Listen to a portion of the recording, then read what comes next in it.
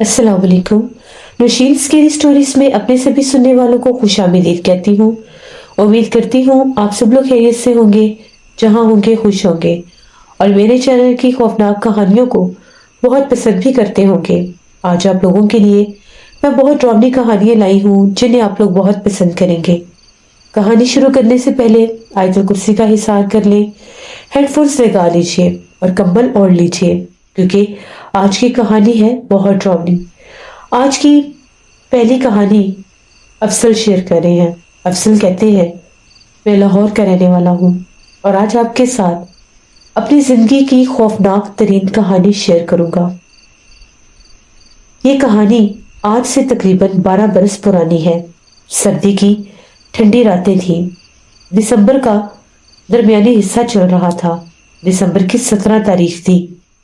बहुत शदीद ठंड, बहुत शदीद धुंध थी। उन दिनों में बहुत कम सवारियां मिलती थीं। मैं एक रिक्शा ड्राइवर था। हम लोगों को अक्सर देर रात गए तक सवारी के लिए यहाँ वहां भटकना पड़ता था। तो मैं तकरीबन रात 12:30 पौने 1 बजे का टाइम था।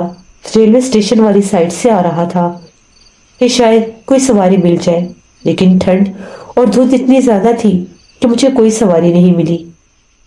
मैं उधर से ही एक और रास्ता निकलता था, उस तरफ जाने लगा। वो एक वीरान सड़क थी। मैं आराम आराम से रिक्शा चलाकर जा रहा था क्योंकि धुंध बहुत ज्यादा थी और ठंड भी बहुत ज्यादा थी। इससे ज्यादा तेज रिक्शा मुझसे चल नहीं रहा था। मेरे दिल में अभी भी यही था कि शायद कोई सवारी मिल ही जाए, शायद कोई मुसाफिर हो जो इस रास्ते पर जा रहा हो, तो चलो देख लेते हैं। थोड़ा दूर चलने के बाद मुझे सड़क के किनारे कोई वजूद खड़ा हुआ नजर आया। ऐसा लगा कि वहां पर कोई खड़ा है और उसने जब मेरे रिक्शे को देखा तो हाथ रुकने का इशारा भी किया।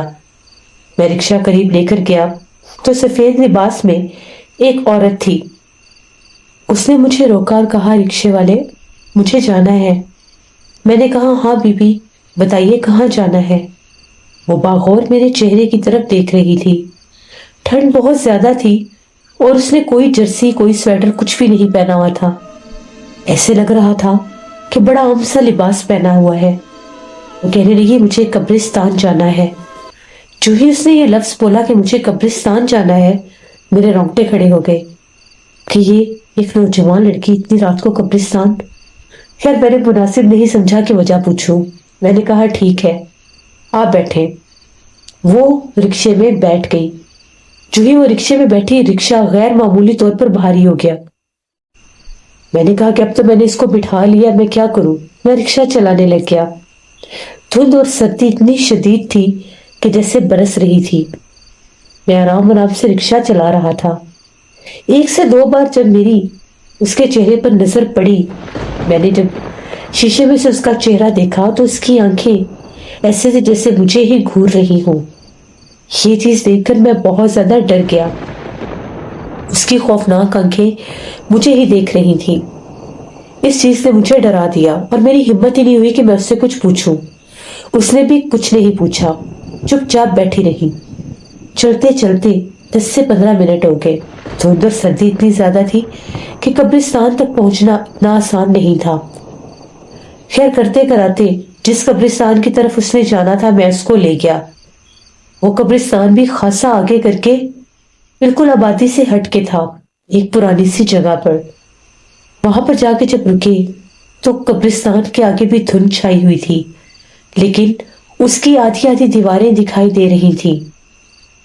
मैंने रिक्शा रोककर कहा, बीबी, कब्रिस्तान आ गया है। उसने कहा, जानती हूँ। उसकी आवाज बहुत भारी थी।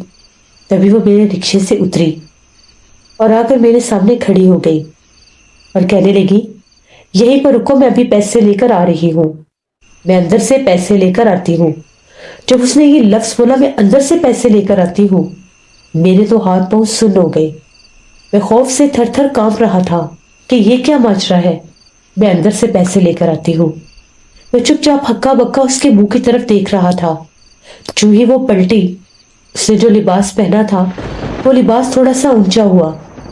रिक्शे की लाइट में मैंने देखा उसके उल्टे पैर थे। वो एक पिछल पैरी चुड़ैल थी। तभी वो चलती चलती जब कब्रिस्तान की तरफ जा रही थी, उसका कद दराज होने लग गया।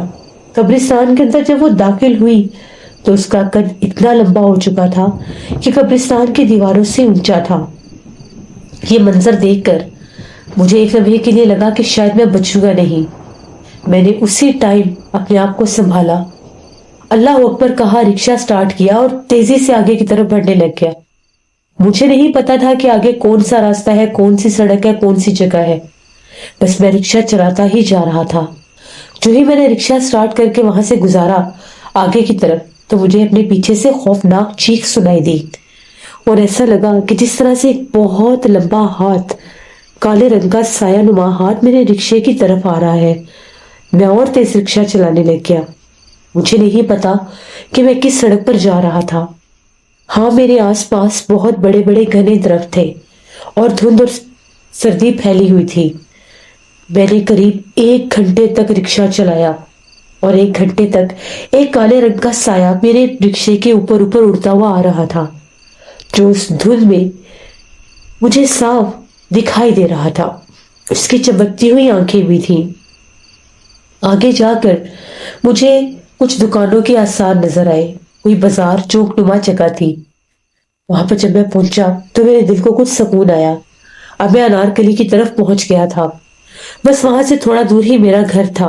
मैं वहां पर एक दुकान पर रुका। वो एक पान शॉप थी, अभी खुली हुई थी। मैं कांप भी रहा था, मेरा जिस्म थर थर कांप रहा था। मैंने उसे कहा कि भाई मुझे पानी तो दे दो। उसने मेरे चेहरे की तरफ देखा, इतनी सख्त सर्दी में ये पानी मांग रहा है। खैर, उसने मुझे पानी की एक बोतल दे दी। उसके पास पान के अलावा और भी आइटम्स थे। जब उसने मुझे पानी दिया, वो पानी मैं फौरन से पी गया।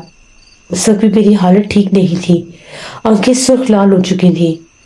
उसने कहा कि तुम ठीक हो? मैंने कहा कि भाई बस तबीयत ठीक नहीं है। उसने कहा क्या हुआ, सब खैरियत तो है? मुझे बताओ तुमने कहाँ जाना है? मैंने उससे कहा कि नहीं नहीं, ऐसा कुछ नहीं है। फिर मैंने अपने साथ होने वाला सारा किस्सा उसे बताया। वो भी सुन के डर गया। वहां से फिर मैं अपने घर आया। जब अपने घर पहुंचा, घर वाले बहुत परेशान थे कि इतनी रात को मैं घर आया हूँ। मैंने उन्हें रास्ते में होने वाले सारे मामलात बताए, जो कुछ मेरे साथ हुआ। वो सब सुन के डर गए। मैं सर्दी से थर थर कांप रहा था। मुझे ऐसे लग रहा था कि जैसे वो सारे मंजर मेरी आंखों के सामने है और मेरे कानों में उसकी आवाज गूंज रही थी। मुझे बहुत सा बुखार हो गया। रात भर मैं सो नहीं सका। मेरे कानों में ऊंचे ऊंचे किसी औरत के कहके गूंज रहे थे। सुबह भी मैं बुखार से निढाल था। घर वाले दवाई वगैरह लेकर आए, बहुत परेशान थे। दोपहर के करीब जाकर कुछ मेरी हालत नॉर्मल हुई। हिम्मत की, उठा, मौलवी साहब के पास गया। मौलवी साहब को सारी बात बताई। उनका ये कहना था, किस्मत वाले हो जो बच गए हो। वो एक चुड़ैल थी, पिछल पैरी डाइड। अगर तुम जरा सा भी वहां पर रुक जाते, पैसों के इंतजार में, इतना कुछ देखकर भी वहां से निकलते ना, तो वो तुम्हें जानी नुकसान दे देती। अब गलती से भी इस तरफ बच जाना। और ये हिफाजत का तावीज है, इसे अपने गले में पहन लो। दोबारा वो मखलूक तुम्हारे ऊपर हमला नहीं करेगी। मैं वहां से वापस आ गया, लेकिन कोई आराम नहीं। जो ही रात का टाइम होता, मैं सोने की कोशिश करता तो मेरे जिस्म को झटके लगते।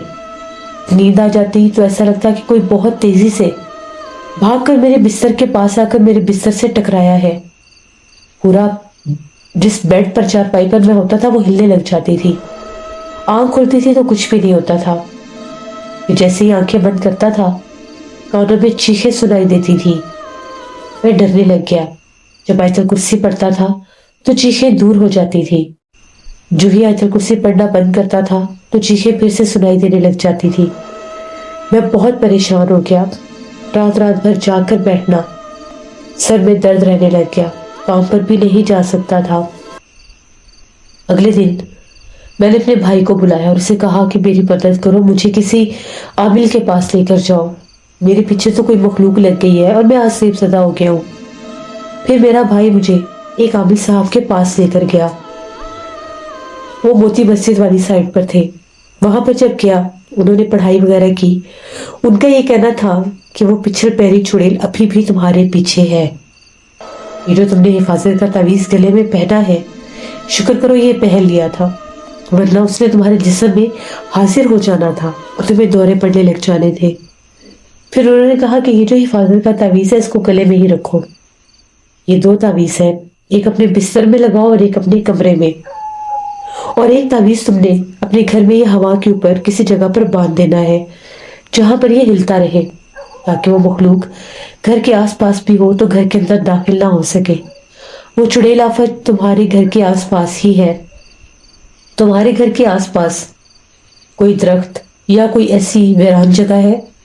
تو میں نے انہیں بتایا کہ ہمارے گھر کے قریب ایک قدیم پرانا چرچ ہے جو بڑے عرصے سے بند ہے، نہ وہاں پر کبھی کوئی آیا ہے نہ گیا ہے۔ ابھی کسی دور میں وہاں پر مسیحی برادری کے جو لوگ ہیں وہ جاتے تھے، لیکن اب وہاں پر کوئی بھی نہیں جاتا۔ شاید اس کے کچھ تعمیراتی کام میں کچھ ان کا رہ گیا تھا مسئلہ، اس لیے انہوں نے اس کو بند کر دیا۔ تو وہ چرچ تقریباً 10-12 سال سے بند پڑا ہے۔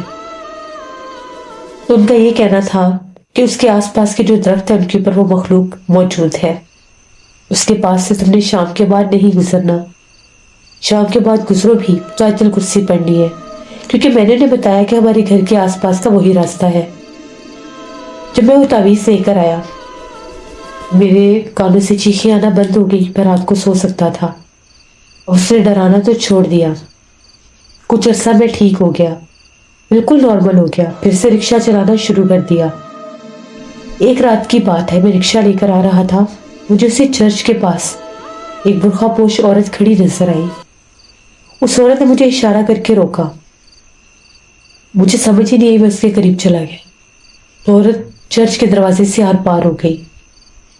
اس کے بعد میں کچھ عرصہ بیمار رہا۔ میں جب بھی چرچ کے پاس سے گزرتا تھا میں اپنا رکشہ روک کر وہاں پر 1-1 گھنٹہ بیٹھا رہتا تھا، پتہ نہیں مجھے کیا ہو گیا تھا۔ پھر ایک دم سکتہ ٹوٹتا تھا تو میں واپس گھر آ جاتا تھا۔ پھر میں صاحب علم کے پاس گیا تو انہوں نے کہا کہ کچھ اثر تم پر ہوا ہے، وہ حاوی نہیں ہو سکی، لیکن اس کے بلانے پر جو تم گئے ہو وہ اثر تم پر ہوا ہے۔ اب تم نے رات کے بعد اس سائڈ سے نہیں گزرنا۔ پھر میں نے اس چیز کی بہت حفاظت کی، تب جا کر میں ٹھیک ہوا۔ یہ میری ایک کہانی تھی۔ بہت شکریہ افضل آپ کا۔ اسے ہمیشہ اپنا خیال رکھنا چاہیے۔